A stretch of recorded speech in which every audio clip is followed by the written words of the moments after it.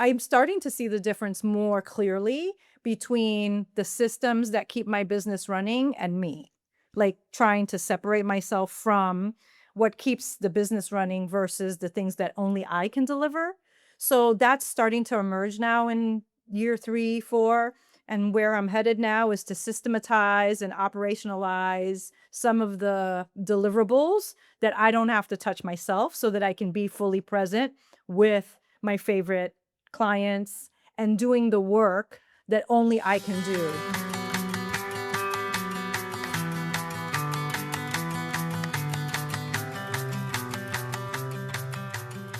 Well, hey there, everyone, and welcome to the latest episode of the Consulting Matters podcast. I'm your host, Betsy Jordan, and we have a very special episode and a very new series that I'm just kicking off. And this series is all about where are they now? So I've had a bunch of my clients on the podcast, and they shared all these great stories about their brand messaging, their positioning, and how it helped them accelerate their profitability and their launch and all of that stuff. But you've probably been wondering, well, where they've gone now? Where are they now? How's their business grown? So I'm kicking off this series and I'm starting it with one of my favorite clients, who is Denise Musselwhite. You've heard me share her story over and over again. So if you're wondering about who Denise is, she's the one who is the woman who made it to the top of as a CIO, as a Latina woman, and how she realized that was her business and that's what she wanted. You've heard me tell her story over and over again. She's been on the show. And she is the one I decided I want to kick off this brand new series with, because I can't wait to catch up on where she's been in the last few years. So without further ado, welcome, welcome, welcome, Denise. Hi, Betsy. It's so good to see you. I'm so glad to be here to have another chance to come together with you on your podcast. The last time we did this, if I remember correctly, I didn't know we were going to be on video, and my hair was like a hot mess, like in a bun, I think. And if I was in like a dark office because I thought it was only going to be audio. Today, it's not that much better, but at least I'm more prepared. I think it's so funny. It's like we all get so precious about in some ways how we are on camera, but it's like people are totally used to things in a way that they weren't before. Like I used to dress up more for my podcast videos because I'm like, oh, it's it's a podcast. I have to be more formal, and people are so used to us being in these environments. So it was fine, and actually, it was more importantly the content was really good. Yeah, I So still I feel remember it. when we launched, when we had that conversation, I was still back in Denver and it was snowing where I was. So that was back in 2023 when you launched your business. What I'd love for you to do is ground everybody in who you are, and the salient aspect of your story that I was just sharing is a little bit about your background and the big decisions that we made with your brand positioning, because that was a really important part. So if you can ground everybody in your background, and then how long it took you while you were trying to figure out what your business was about, so that we can kind of pick up the story afterwards. But everybody needs to get grounded because not everybody's heard me tell your story thousands of times on the show. But for those who haven't heard it, So, my name's Denise Acosta Musselwhite. I was a former chief technology officer, chief information officer, depending on, what industry you're in, different titles apply there. And I also served on a national board for about 8 years as a chair and other roles there as a board member.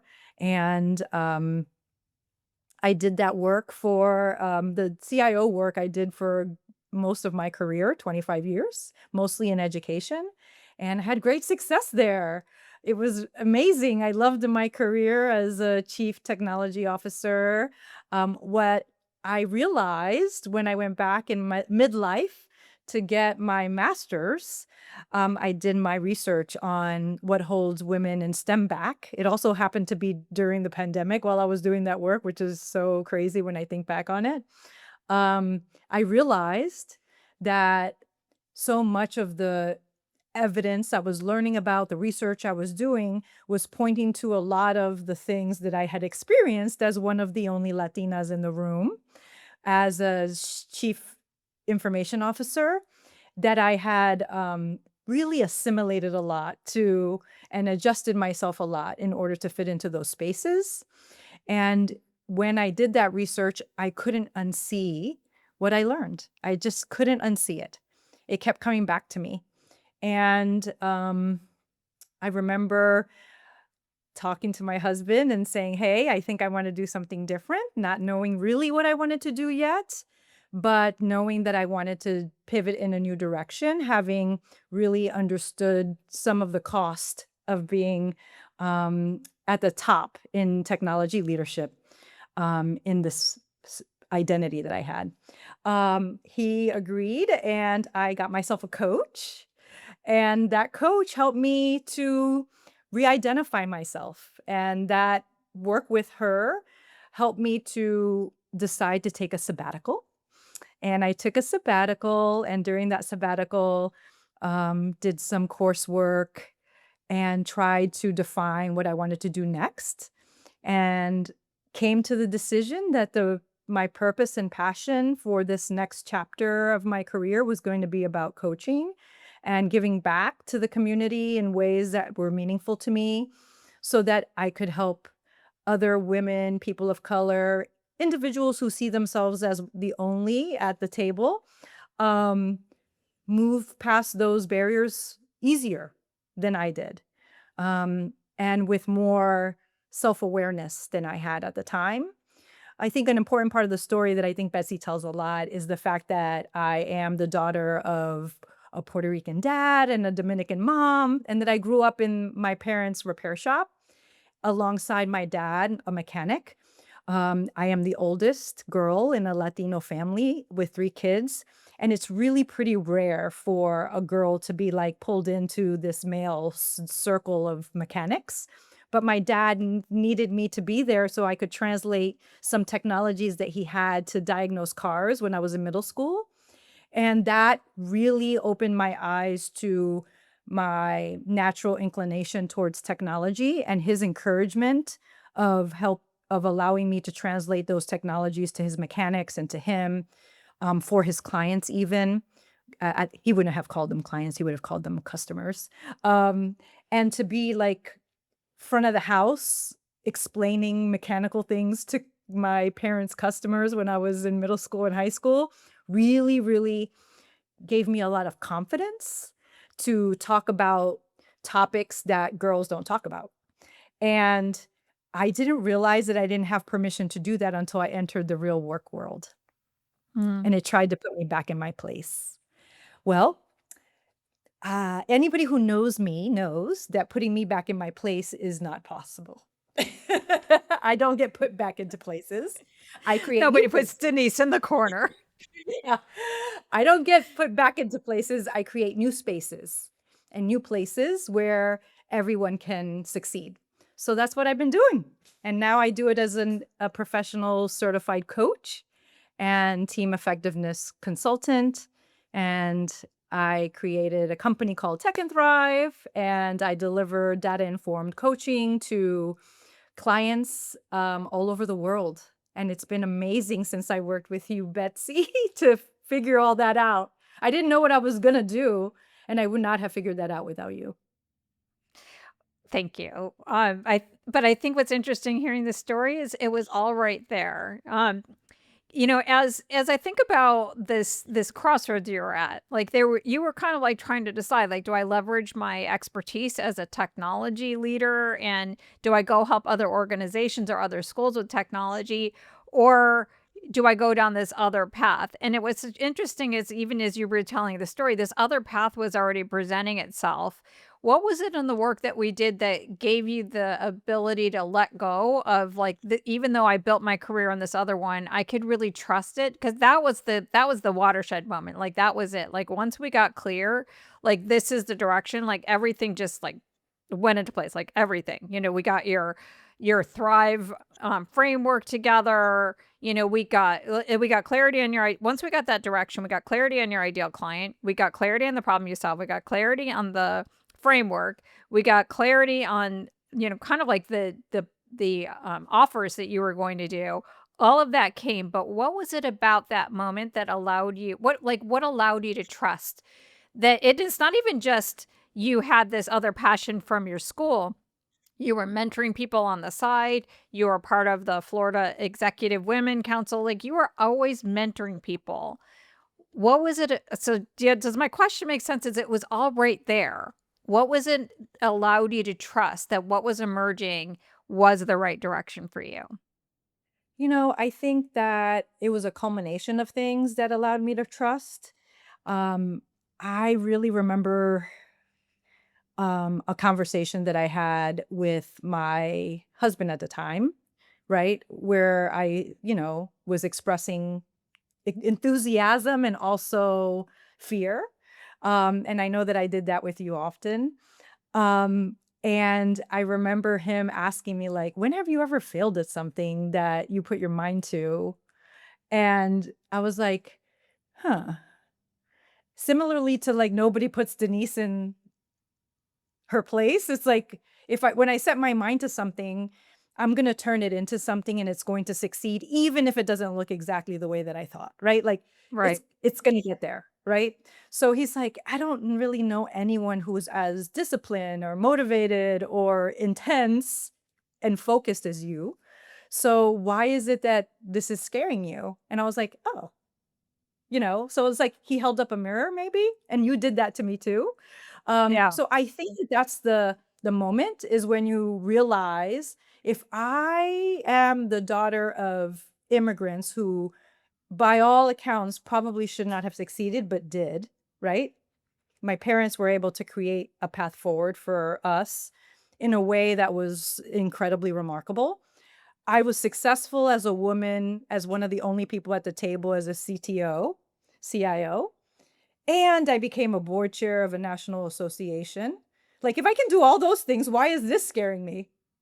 Right? So, that Yeah. kind of realization when I started to pay attention to the evidence that I had created in the past through some of the work that you and I did together really helped to kind of unlock um, the fear or and also push me towards the fear is the thing that you have to feel in order to get to the next place.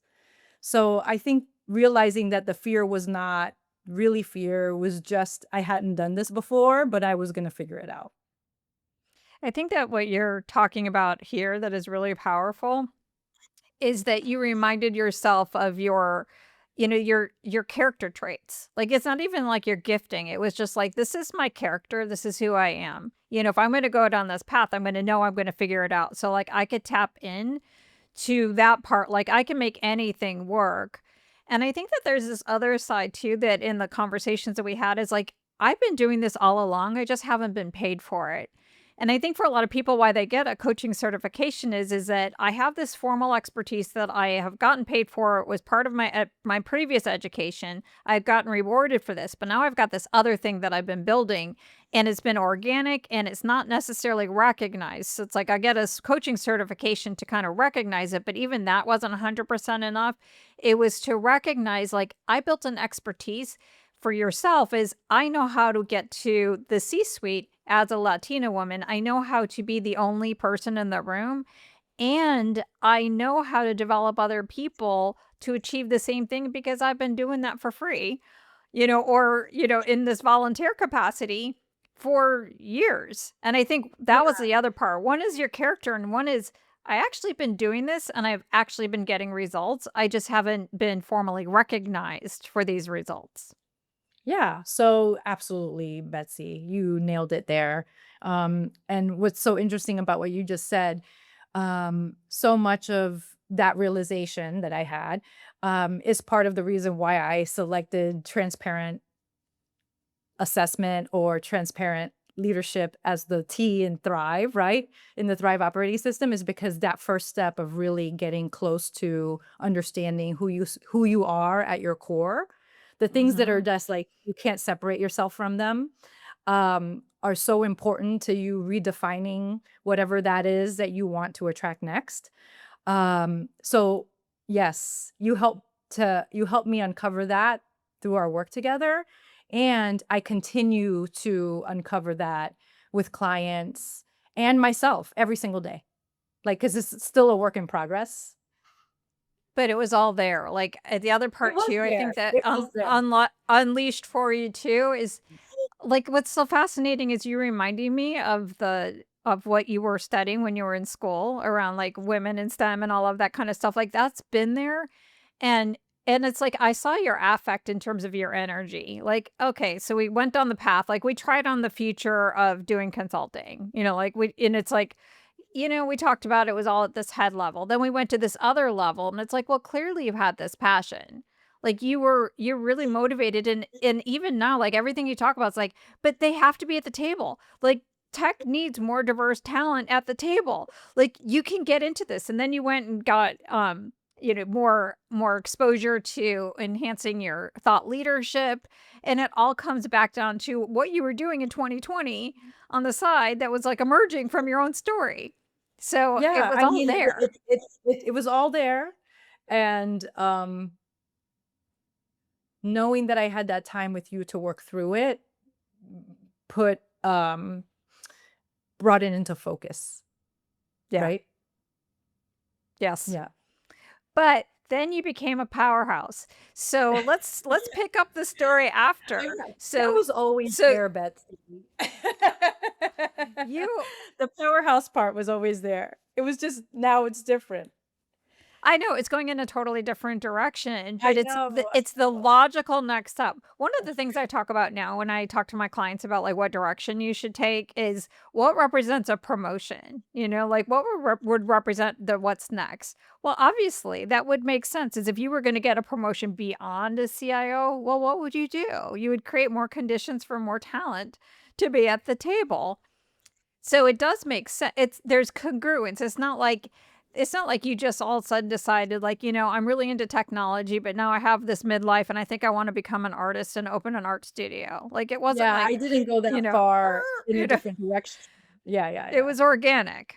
Yes, it was definitely in the same direction. I was just, focused in a very, very specific area. So we had our conversation in 2023 where you officially launched. After that, let's talk about all the things that you did after that. So after that, you codified the Thrive model, you turned it into an Yep, assessment, you created a course, you launched group yes, coaching programs. yes, Then I think you continued on to work on your keynote speaking. yep. Um and so, like, so bring us up to date of all the things that you've done with this clarity that you've gotten on, "This is what I'm meant to do in this phase of my career."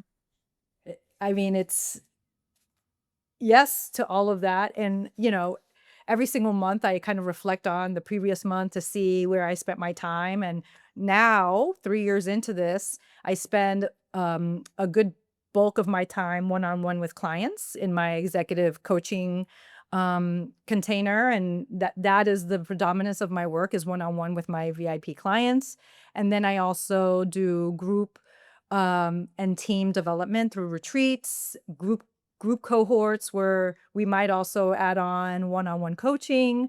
And I am still speaking. I actually just last week spoke to a group of women in tech as part of a employee group at a large tech company. They invited me to come speak to their women, and that was really incredible. I was in Georgia a couple of weeks ago delivering an AI ready workshop, which is part of my Teams That Thrive offerings. So I've been doing a lot of that same work. I think what's changed is my clarity around who my ideal most favorite clients are and who I wanna work with. So I'm at that place now where I don't have to work with everybody. I get to actually, from the beginning, I really got to curate a beautiful list of clients because I think I was intentionally speaking to my ideal client, and they were Mhm. coming toward me, and then I end up with a wonderful list of people that I absolutely love working with because ask I am asking the universe to please find them and bring them to me somehow so that my message is clear that this is what I do. And then they find me, and it's typically a great match as soon as we get together because we're speaking the same language. And Yeah. I really, really do think that a lot of that clarity came from the work that you and I have done together. Um, Reminding myself who my favorite clients are, what's the work I love to do, and being really clear about that so that when I am speaking or in a space where I get to share what I do with people, I'm like really clear on who works with me, right? Yeah. And it Who I help works. on the problem I solve. Who I help and the problem that I solve. That to me, it has been incredible. And you know, there's been a lot of milestones since we worked together, um, getting fully booked one-on-one and realizing now I have to like offer group, right? Because I'm too full. I cannot take any more one-on-one clients. That's like a great problem to solve. So that Mhm. problem is solved, getting solved, right? Shifting more Mhm. towards group work. Um, Changing how much I charge. There's just like a lot of things that you have to do in order to scale. And I'm doing that, right? Realizing that, uh-oh, I'm running out of one-on-one time. I'm going to have to either, I have to charge more for my one-on-one time. What am I going to do about this? Asking all of those questions to myself so that I can get to this next place without burning myself out, which is Yeah, really and that important to that me, that's what I was gonna right? ask you. I was gonna ask you that next. That was my next question because that was Yeah. one of the things that you said was really important to you because of, that part of why you wanted to go on your own was to have that work-life balance. Yeah. And so So that is a big so you haven't lost sight of that. I haven't lost sight of that. It's actually one of my KPIs. Every single month, I reflect against how did I feel delivering all of this work? Where was I Mhm. on? Where was I off? What do I need to adjust? Did I get to go to all of my son's basketball games? Was I home? How much away from home time was there? All of these things are part of my KPIs that I monitor, in addition to how much money am I making.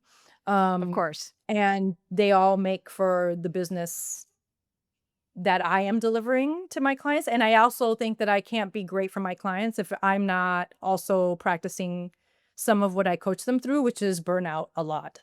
Like that is a persistent theme. So if I can't figure that out, how can I help them? And So I a big part of burnout resilience, I think, is what you talked about a second ago about being really explicit about who you help and the problem you solve. Is when you work with the right clients, they don't take away energy from you. They Yeah. give you energy. You look forward to working with them. Like you have like these great moments, these breakthroughs, and then that gives you some of the fuel. The wrong clients, they definitely drain you. I don't know if your experience it's like for me, it's like, "Oh my god, like this person's on my calendar, like this is I know it's gonna take a lot of energy, so I have to really like I have to go for a walk or I have to I have to do something to build up my resilience because I know this is gonna be a difficult coaching session." Yeah, and that does happen. Um, I I have fantastic clients and because they're high performers, all of them are high performers. They show up into those sessions with really, really challenging problems. And as a coach, I really need to be able to remove myself from the stress that they have so that I can be fully present and listening and with them. Yeah. So that is really, really important to the work that I do. So I have to be sure that I'm present and in the moment for them, or they're not going to get what they need. And that is so different than the kind of work that I used to do. What I think is That is, interesting okay, sorry, I'm sorry to interrupt. Go ahead, finish your thought. that's okay. You're good. No, You're no, good. no, no, I wanna hear the rest. I wanna hear the rest. It Sorry. I it it took me a long time to notice how important it was for me to be fully there with them without also taking on their stress. Yeah. So, like, good boundaries from that standpoint is so it's like it sounds like there's a lot of, like, habits that you have to protect your energy and to make sure you're doing your best. So it sounds like you have like one habit is making sure that you're on point with who your ideal client is and you're speaking to them so you're attracting the right people. Like that sounds to be like one big thing for you. The second is what you just mentioned is like how like keeping your energy, staying present with them, not taking on too much, like keeping those boundaries. And then the third is you've mentioned a couple times, it seems like you have these continuous loops of reflection, Mhm. every month. Like, here's my KPIs. How did I feel? And it feels like the habits that you had during your sabbatical and the habits that you developed even in our work together around reflection and moving forward, it sounds like that's more like a daily part of your life. It's or daily every month. Like this seems like a Yeah. monthly habit you have. So, yeah, I have routines in order to maintain momentum, and we happen to be recording this on, like, the first day of the month, which I'm just gonna notice that it's, like, the first day of the month, and it happens to be on a Monday too, which is, like, a magic thing, for me, I love that, but at the end of the month or first of the month, I really look back at the previous month and ahead at the month that's coming, and I plan that into my schedule. That helps me to refine and reflect against what worked and what didn't, not just for me personally, but for my clients as well. Who's getting results? Who's not getting results? What do I need to do? Um, that has been incredible. Um, from the perspective of moving from, so when I started the business, I felt like I was in it, like hand, rolling my sleeves up, I'm in it with them. Now I'm more of like, air traffic control or more CEO-like in my 3rd year, where I feel like I have systems and operations that are moving and I'm using them to move to the next step, right? Which So is like what I did before, but now I'm doing it in a different place. I feel like I don't wanna lose what you just started talking about with your monthly reflections, because I think a lot of people would be curious and leaning in and say, "Could you tell me a little bit more?" Before you because I definitely wanna talk about your CEO mindset of where you are at year 3, but before we leave that, can you share in a way that other people can sort of follow what you do is, how did you identify the KPIs that were really important outside of obviously money? Um, and then, like, what are your habits of, like, how you reflect on it and how do you use the data? Like, could you describe a Okay. little bit more in a way kind of like be a coach to my audience and say, Yeah. "Here's what I So do that could work for you." at the end of every single week, I reflect on the week. And I reflect into a spreadsheet, which is my preferred tool, and it has specific columns that measure what I need to measure. As an example, how many coaching hours did I deliver? How many uh my coach, I have a coach who calls them PBJ meetings, peanut butter and jelly meetings, which is like meetings that you have that are just relational in order to develop business or make new connections. How many of those did I have? Did I get to the gym? Because that's one of my KPIs. Did I walk all of the steps that I was going to walk? Did I listen to my favorite podcasts? Did I cook all of the meals that I wanted to cook? Did I get to spend time with my husband and son? Like these are the things that I measure. How much money came in and how much money went out S every single week. And then at the end of the Wait, hold month, I on. do a whole roll up. Oh, hold on. I gotta double check on this one. Okay, so it sounds like when you have your KPIs, like I think most people would not be thinking about my gym, how much time I spent, and like they're like some of these other things, like they might think about how many leads that I nurture. You have everything in there that makes you feel like you. Like these are the Yes. things. It's almost like you did an evaluation a long time ago saying, here's the things I need to have in my life so I could be in my best self. And this is in your spreadsheet. And to be the Yes. best self and my best business owner, all of it's in the spreadsheet. Yeah, because I'm not my best business owner if my self parts aren't optimized. So it So, sounds like from an action item then is it sounds like people need to take a beat and evaluate like what do I need to have in my life to be my best self? and to be the best business owner. So there's clearly you have stuff in there of coaching hours, revenue in, revenue out, the PB&J meetings that is going to nurture future business. There's all of those pieces. And then there's the pieces as it relates to your health and your own well-being, which relates to your steps, you going to the gym, spending time with your husband, spending time with your son. And it sounds Cooking like for for you, Jesus. cooking, it sounds like Yeah. for you, these are equally important. Like it doesn't sound like you are prioritizing one over the other. These are equally important to you.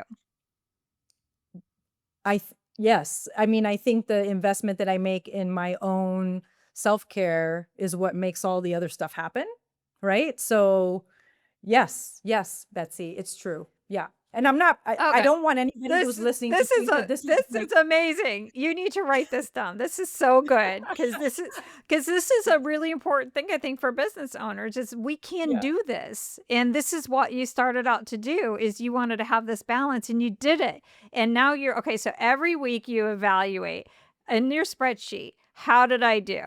And then what do you do at the end of the month or at the beginning of the At the month? end of the month, I roll up the weeklies into a monthly, and it's like a different spreadsheet, and now I have the whole year look out, and because now I'm on my 3rd year, I can look back at last year to say, "Oh, how is it different than last year?" And I do that about quarterly.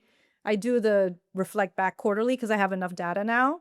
Um, and I notice what's on or what's off monthly. So, I'll notice if I didn't one of the I'll tell you what the biggest thing that's off, because this is kind of funny, is because of who I am, I forget to take days off. Like, I don't when you're your own business, you don't like plan PTO. Like, you're not like, Yeah, yeah. "Oh, I'm gonna take Thursday off." So, I figured that out, and now I actually plan PTO. Like, I plan time off ahead so that I have space to go have lunch with people who are not in business with me, to do things that I The enjoy that have nothing to non-PBJ do The the non non-PB&J not yes, PBJ people. yes, the non-work things, The popcorn people. because the non-work related stuff. I think one of the things that I think is really important for me to name here is I didn't know, and Betsy, I wish you had told me because you know this, that when you are owning your own business, that thing doesn't ever sleep. Nope. Unlike No. my W-2 job that was still very intense and busy, I was able to put it to sleep, right? Because, like, it belonged to someone else. And at the end of the day, someone else was on the hook if I didn't do my job, right? If this thing doesn't work, I'm on the hook. Me. It's hard to put that thing to bed in my Yeah. mind. So I have to, like, plan. I'm not gonna look at my laptop. I'm putting it away, like, really intentionally shut off the business machine that is my brain. Yeah. That's the hardest thing of all. Like, I'm in the middle of trying to codify my process. You know, I'm working on my scalable system so that I can serve more clients. And so I've been working really hard to create a more codified program and workbook and all of that. The problem is that I go to sleep and I design things in my head. And then it's like I wake up like at 3 o'clock in the morning and it's like I'm designing things in my head. And it's like, for God's sake, stop. Like I'm done. It's like it's nighttime. I'm Yeah. sleeping. Shh. Shh. I don't need to So figure this out right now. I I didn't know that until I knew it, right? Yeah. So that is something that is really interesting that I'm getting used to because it's all the time Yeah. thinking about it. I feel like it's having like a young baby where you're always thinking about it, right? So that's interesting. But my KPIs help me to put it where it belongs because then I have data that helps me kind of release it. Yeah.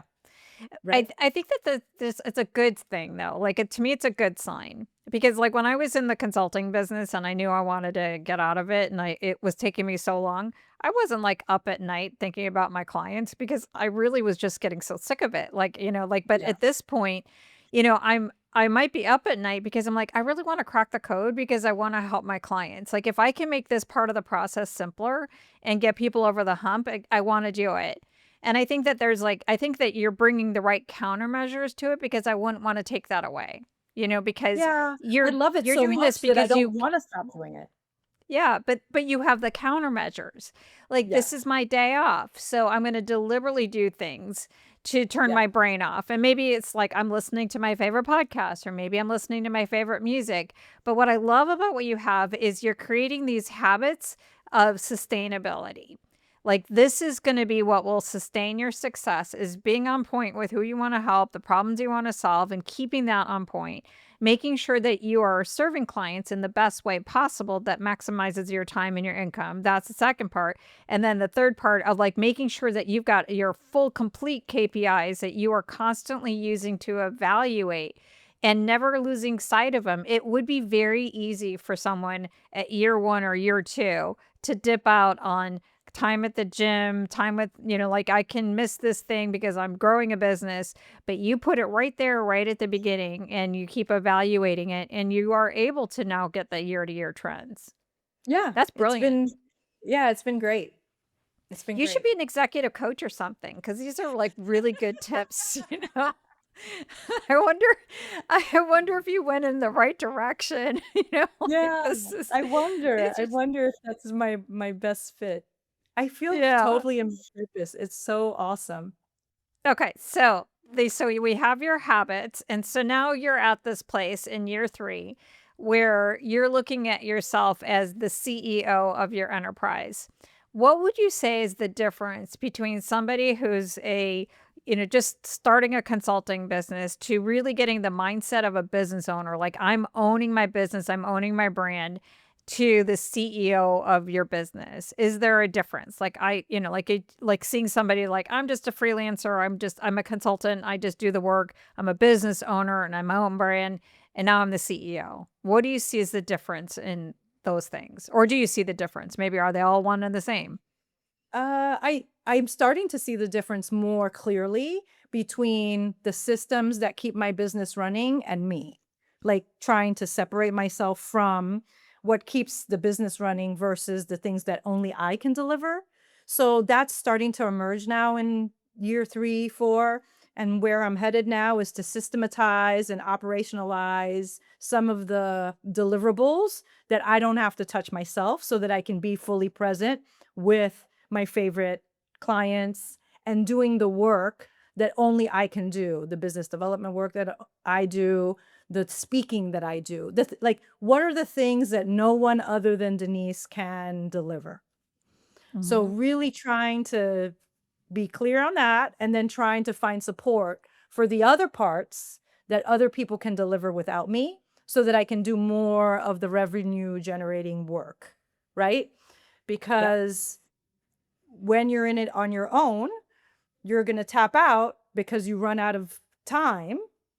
So you can't like make up more time. So you have to systematize things in order to create more revenue. And that's where I am now. I'm scaling. I'm like minor scale, not, scale that is defined by me, Yes. right? My I scale. love that. That's a really important part because I think a lot of people have a view of what I think scale should look like. And scale does not look like the same thing for everybody.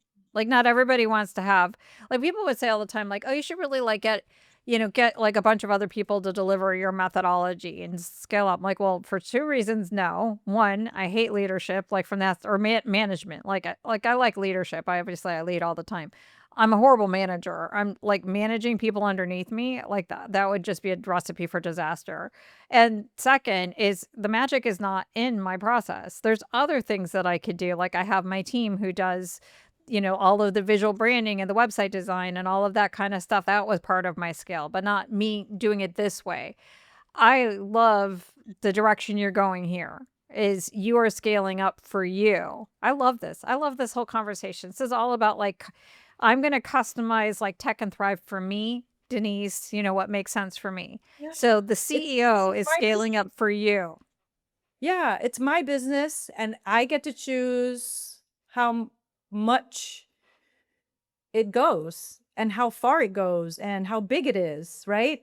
So I think a lot of the noise that I experience is people coming at me saying, and just for your audience, I bootstrapped, meaning I don't have any investors. I created my business with my own resources, and my own resources keep my business going, right? So right now I'm totally debt free, and it matters to me to have a debt free business at this point. But as you scale, you have to decide whether you're going to invite other people to invest.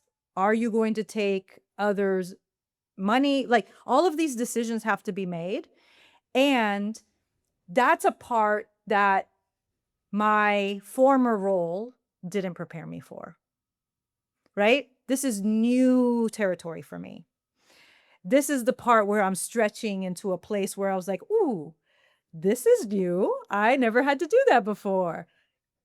And being really discerning about, what am I doing about this, right? That's really important to me, to make sure that I understand how much of the business I own versus if I ever decide to take investors, what does that mean for me? Because I do have investors coming at me because they love my brand, right? They love that Tech and Thrive brand. They love that brand. And they come to me and they want to invest. But that means that I am giving up. I'm now working for something different than what I said I was going to work for.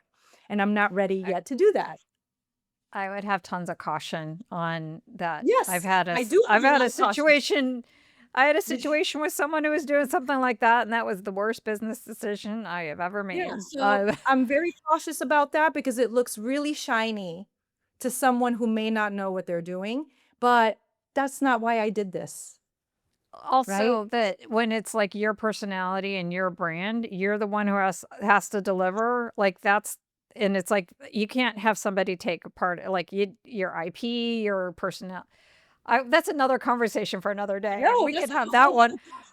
I have tons of concerns on that one, but that's another thing. That's another But you're bringing up an podcast. important, but you're bringing up an important part about scale. And I think where a lot of my audience is probably going to struggle is the idea that you have to invest in people in a team. Like you might have to have Mhm. resources. And how do I make these strategic choices on like where do I invest? And some people are like, I don't need to invest. I got AI now. AI can do my graphic design. I don't need this. AI can do this. And like where people I think most of my clients would be fine. Like people listening in is like, yeah, I'll pay for an accountant, and somebody do my taxes. Like that's fine.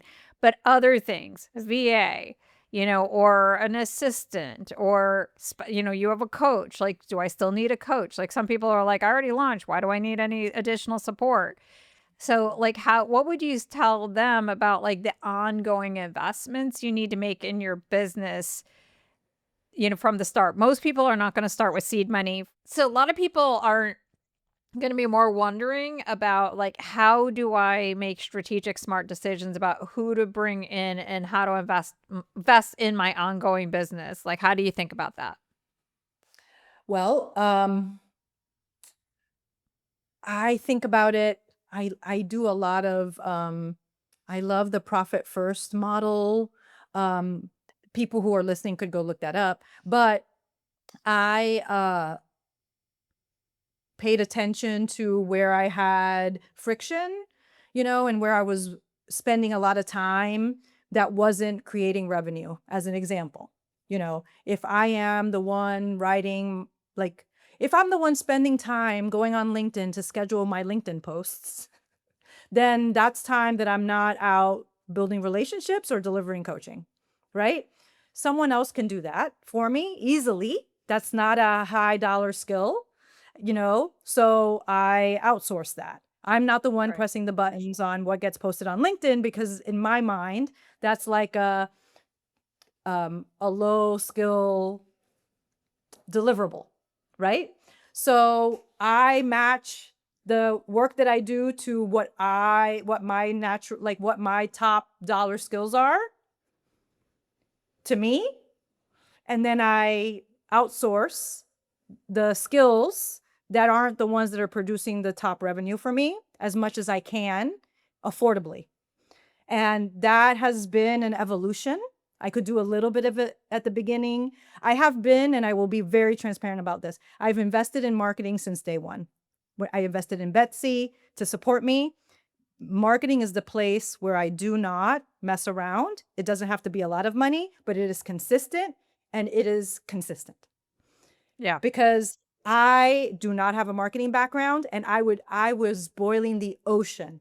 I will boil the ocean 10 times to try to develop marketing strategy. That's not my skill set.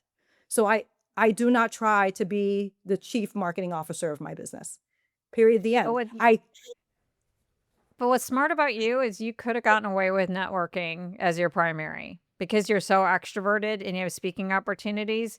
You could have gotten away with it. You didn't have Probably. to invest, but you chose to continue to do that anyway. And I think that's Yeah. what I think I wonder if that's the mindset of a CEO is that I understand all these functions report to me and either I'm going to outsource it and have somebody else do it or I'm going to do it, but I'm not going to let one of these functions go.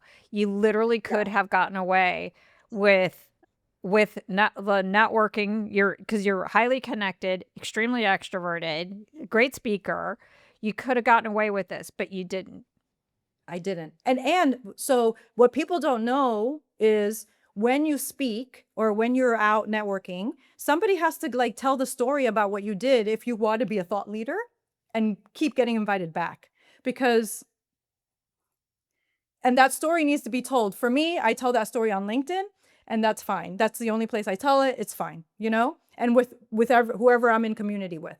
But imagine me spending 3 days on the road to deliver talking, like speaking engagements at conferences, which I do, right? And then having to, while I'm there, thinking about what I'm going to be posting on LinkedIn about this. And how about all Yeah. these pictures? Like that was blowing my mind. I cannot handle that too. You know what I mean? So I have someone who helps me with that, who I love, and her name is Christine, and she's amazing. So I love Yes, Christine. She helps me with but Christine is not taking clients, so we shouldn't because like no, I no. Yeah, yeah, I know, she's not. She's done. so She's full. I know, like, that's the part I'm like, "Don't tell me that anymore," because I reached out to Christine. That is an empty spot for me, is, like, I know I need to do more of that because like, I do so much with my podcasts and all that kinda stuff. But I think also, like, when it comes to outsourcing things, it's like, where's the gap in your marketing? It's like making sure I understand all of these things report to me and I have to do something with it, and then recognizing your own skill sets. Like, I had a VA for a while, and they were doing all my graphics. And I realized, like even just doing a PowerPoint, like, to me, it was like getting rid of that was not good for me because it was sort of like my meditative break for because I like doing graphics. Like, it was fun for me. And it was like I Mhm. was missing out on that one because it was like because sometimes like I need a balance in my work, you know. And I think that that's partially where we need to pay attention to is not to say all of this is lower level. If you love, like I just talked to someone on my podcast who loves posting on LinkedIn. They should never outsource that. They love that. That's so much fun for them. It's a way to connect with people. So why would you do that? But for you, it didn't work out. Like you, because you're doing Oh, all this other stuff.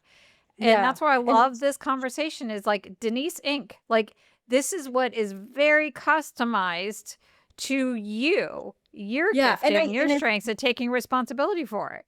yes. And like for me, because you said your deep decompress or the fun place for you might be graphics or the visual things.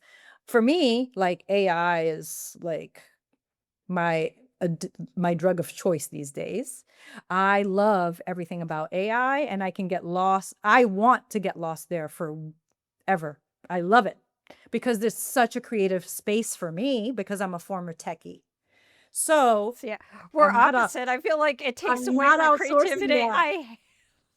I'm not I would outsourcing the AI stuff because I love that space. So it's tailored to my passions. How can I use AI to leverage and create better outcomes for my clients, better outcomes for my business? I'm totally there, right? That is so funny because, like, I really can't stand AI, and I feel like it's robbing me of my creativity and all of my writing skills. So it's like everybody's different, and I think that and it's like, I think that's really the message here is I really don't at the use end of AI the to day, write. I don't but use AI to the write. I use it to solve like complex problems. But, like, the point isn't around, like, is AI good or bad in this conversation. We could have another one where you and I could duke it out. But the real issue here is not really about that, is that if you are going to create a sustainably profitable business, it really needs to be custom designed to your strengths, what you love to do, who you're motivated to help, what's important to you, and making sure that you are just vigilant and digilant about it. Like, you're really intentional and you're vigilant about it, and it's like, "I'm gonna make this business work for me on my terms." Like, if you're gonna have success on your own terms, then you really gotta take yourself seriously and make it on your terms. Yeah. Yes. Absolutely. Like, why would I create a business where I work with people who I don't enjoy working with? That sounds Yeah, terrible. and doing things that you don't enjoy doing, like, Yeah. things that Why don't would I light make you a up, business and doing things that I don't like to do? Yeah, I mean, I do plenty I of things that know. I there's plenty of chugga chugga things that have to happen in a business that I do, and I'm not gonna discount that. There are certain things that you have to do. You just have to do it, especially when you're at the beginning. But as you gain momentum, there are some things that you can outsource, and if it's something that you hate, like, maybe start there. But I think that this is like the whole thing is like it's always a fascinating experience that I have when I get take people through the whole listen to your life thing. And it's like I feel like I'm on this wrestling match around like, okay, you can make money off of what you love and you can really like focus on who you love. And it's like, no, we can't really do that. I'm like, why would we go through this effort?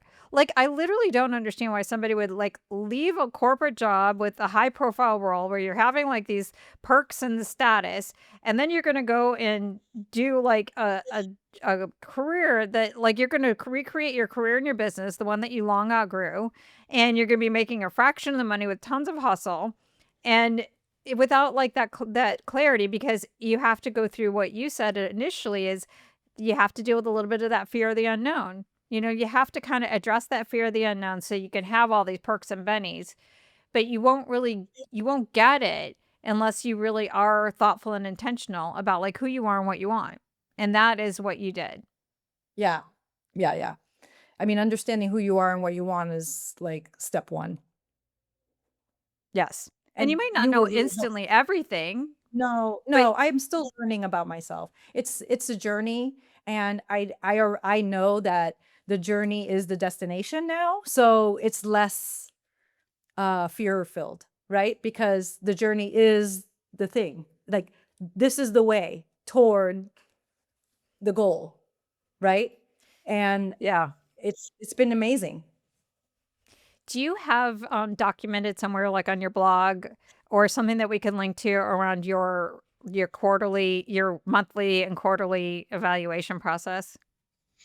I talk to my clients a lot about the 515, which is the tool that I use and I give them as a resource. And it's the weekly check-in. So I may have talked about that on the blog, but that's a good idea. And maybe I'll take some dig into that routine of the discipline of reflection, which is what we're talking about here, the discipline of reflection. But the 515 tool is something that I can share with you, Betsy, that you can share with your audience if they're interested in using it.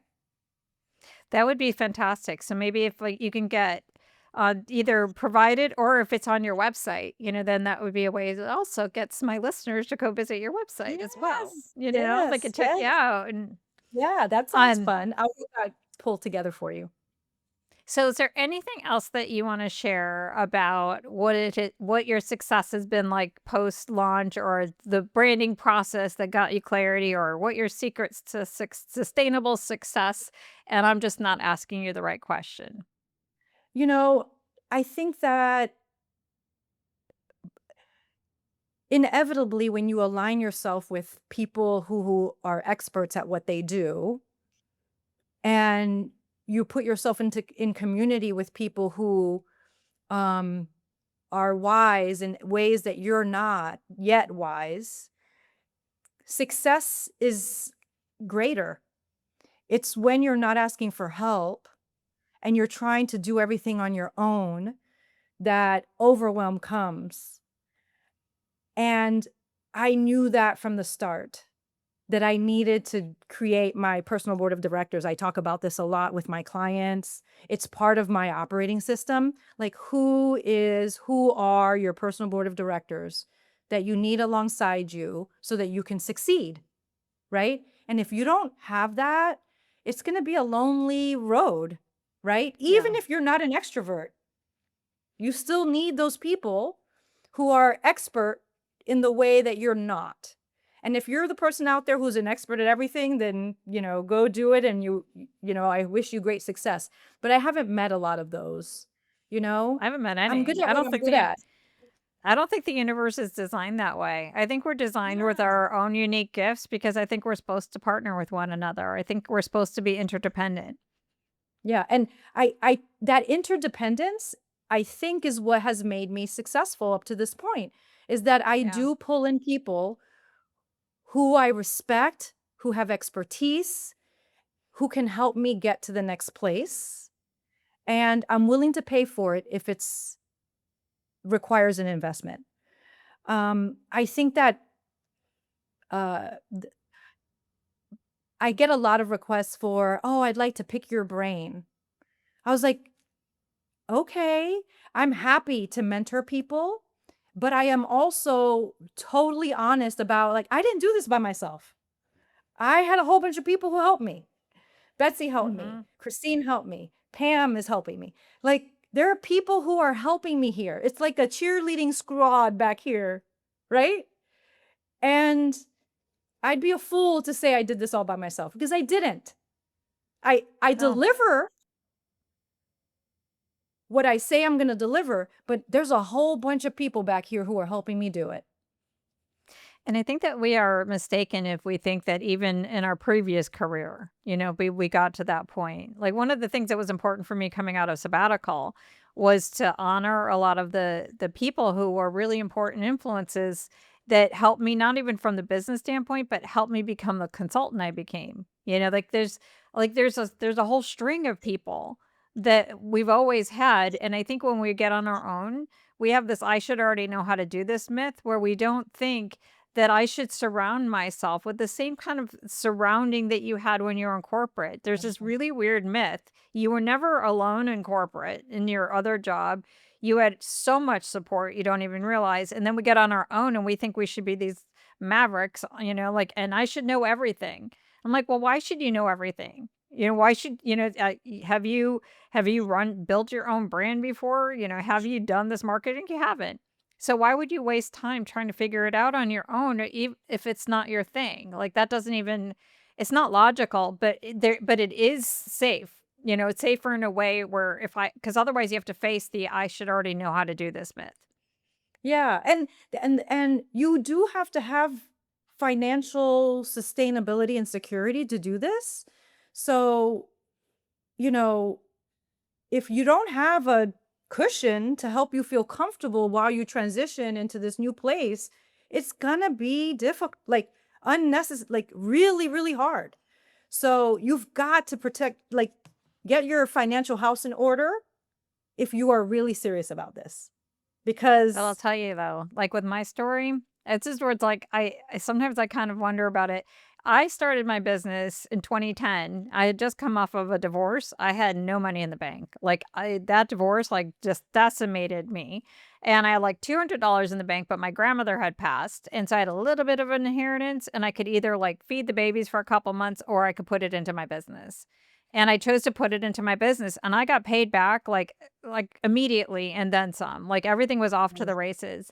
I feel like if you are going down a path that you're meant to go down, the universe will conspire to support you. oh, I And love if that. you That's sweet. and if you're playing small, then that's what you're gonna get rewarded with. If you were going to let's say you were at this in-between place and you decided, "I think I wanna open a hot dog cart." You wouldn't think, "You know what? I'm just gonna get a few hot dogs and stand on a street corner and just start selling them." Like, you would pay for a hot dog cart. You would pay for the whole kit and caboodle. You would do what you need to do. But the return on investment on a hot dog cart is nothing compared to the return on investment for a business like ours. And it's like we are business owners. So I would Yeah. go back to like the whole CEO mindset. You have to spend money to make money. That Yes, is the absolutely. nature of a business, and that is the rule of money. That is That's the what I'm rule of trying the to say is like universe. you have to spend money to make money. So if you don't have like you got to figure that out, right? Yeah. In And my and I would first say put it year, on a I credit made the card if you money. need to. Yeah. I, in my first year, I made I created the money I needed for my business. Like Yeah. literally worked for it. And it happened. You have so So, much wisdom. This has been such a great conversation. I wish we can continue going on and on and on with that.